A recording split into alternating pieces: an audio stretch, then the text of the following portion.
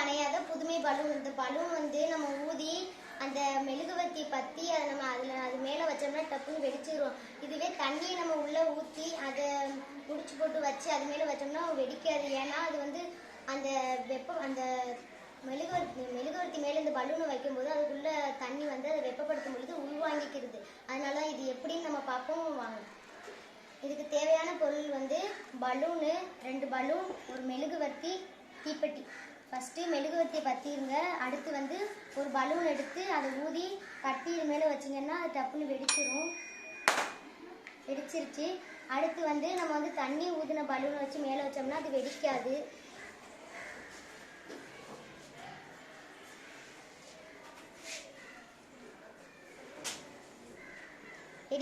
ஏன்னா அது கீழே வந்து கறி மட்டும்தான் பிடிக்கும்.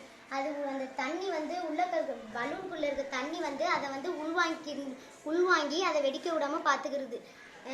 தீயணைப்பு வீரர்கள் கூட முதல்ல எங்கேயாவது தீ விபத்து ஆணுச்சுன்னா முதல்ல தான் மேலே தண்ணியை ஊற்றிட்டு தான் அடுத்து தான் அங்கே தீயை அணைக்க போவாங்க. அது ஏன்னா தான் மேலே அந்த நெருப்பு பாஞ்சிடக்கூடாது, பற்றக்கூடாதுன்னு தான் அவங்க வந்து அப்படி பண்ணுறாங்க.